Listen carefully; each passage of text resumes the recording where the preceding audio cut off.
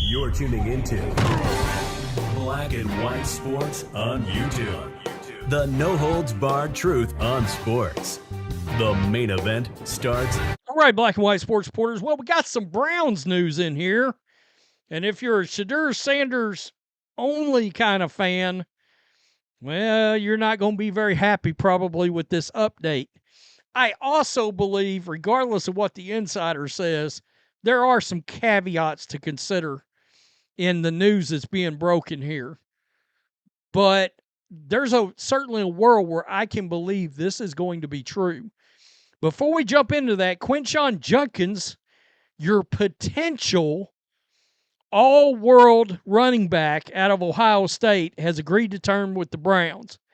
We know he got sort of cleared of all that supposed domestic violence crap, and the league is going to meet with him still. But as of right now, it's my understanding, not expected to have any kind of like paid leave or suspension. See, we got to remember, if the league believes there was fault here, regardless of the justice system, the league could seek some kind of suspension or some kind of leave situation. I don't think that's going to happen here, but Goodell has the ability to try to do that.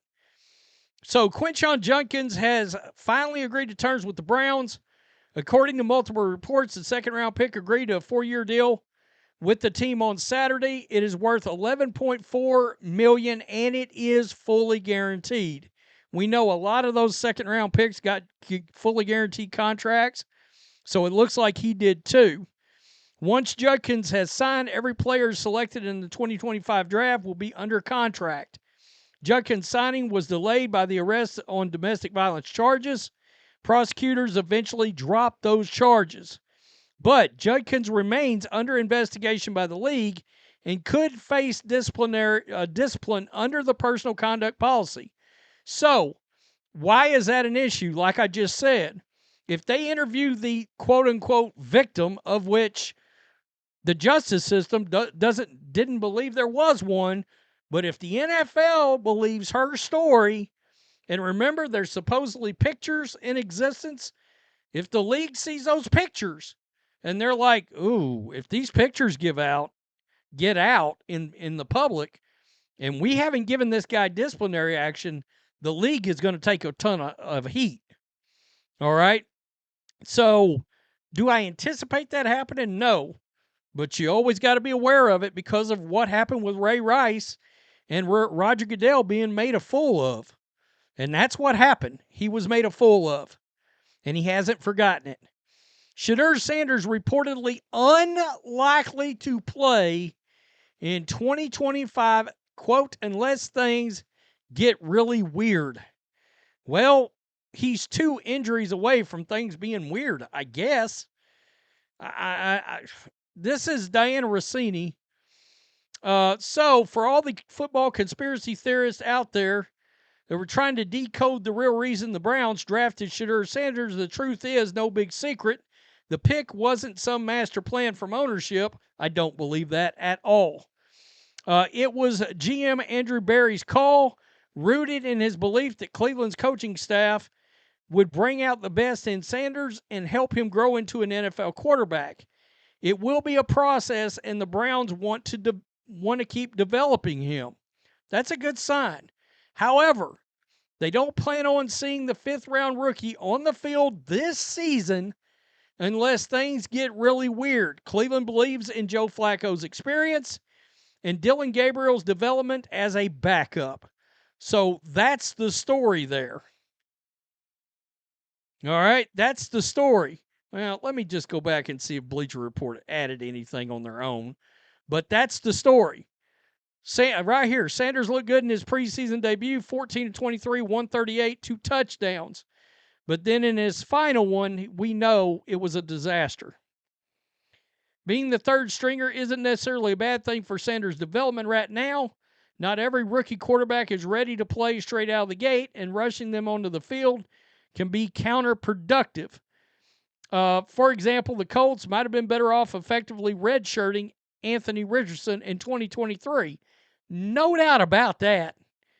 I don't doubt that at all. Yeah, Anthony Richardson should have set at least a year, maybe 2 years, to be honest. The problem with the scenario that they're talking about here is the need to know what the bleep they're looking at the quarterback position because of next year's draft. Now, here's what Cleveland may be thinking. This may be how Andrew Berry's thinking. If they truly view him as a fifth-round talent, okay, then they're going to draft another quarterback regardless. And the other quarterback that they draft is likely going to be a high first-round pick, and Shedeur Sanders will remain on the team as a developmental quarterback, maybe eventually the backup. But the idea that he's going to get a chance to prove he can start, this is the key. This is where Jimmy Haslam it's going to get interesting. I wasn't my call to draft him.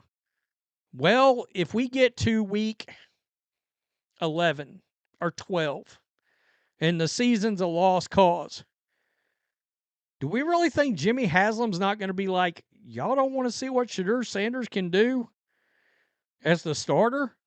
You don't think we should take a look? And then that creates a different situation, okay?